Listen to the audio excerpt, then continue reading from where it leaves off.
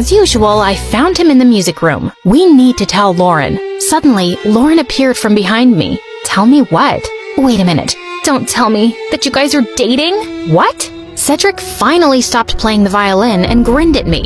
I'm straight, but I don't know about your boyfriend. Aw, baby. You know I would accept you however you identify, right? Well, that's good to hear. Lauren looked like she bought it, and I just found myself exploding. I'm not Kevin. I'm not your boyfriend. I'm his sister Kendra pretending to be him.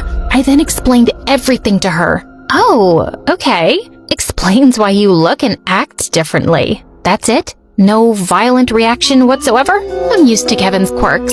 So, anything I can do to help with this mission? Just don't tell anyone about this.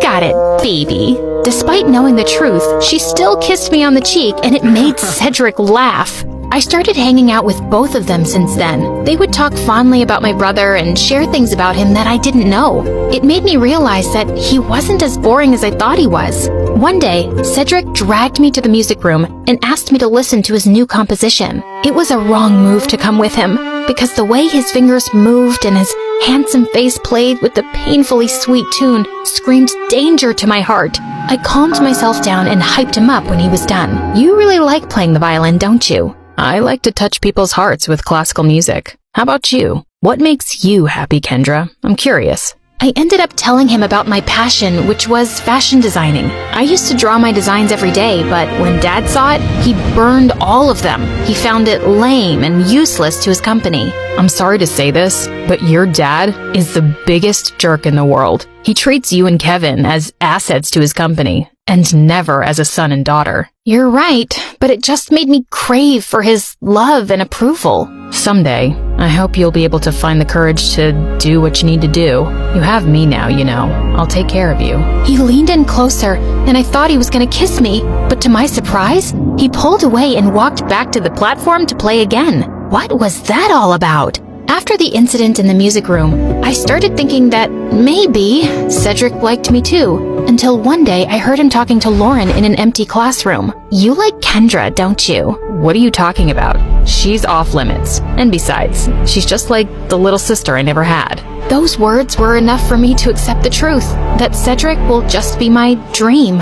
To distract myself, I invited Lauren for a sleepover. And as she was trying on some of my favorite clothes, I couldn't help but admire how beautiful she was. Just then, I found her smirking at me through the mirror.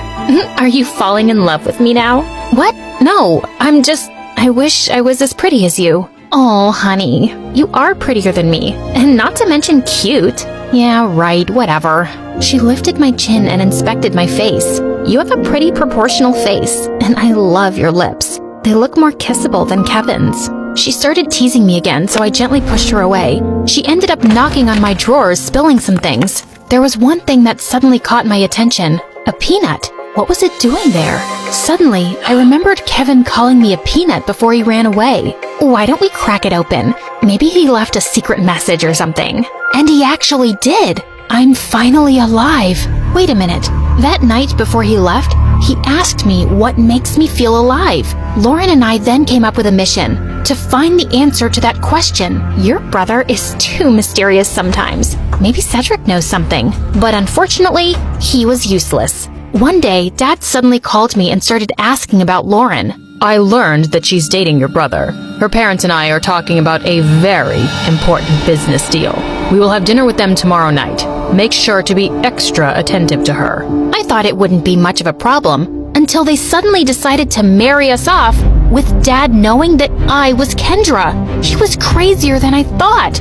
Do you think Kevin will be home by then? I don't know if he's ever coming back. I can't believe you dated an idiot. Watch your words, honey. That's my idiot. Well, we need to find your idiot ASAP.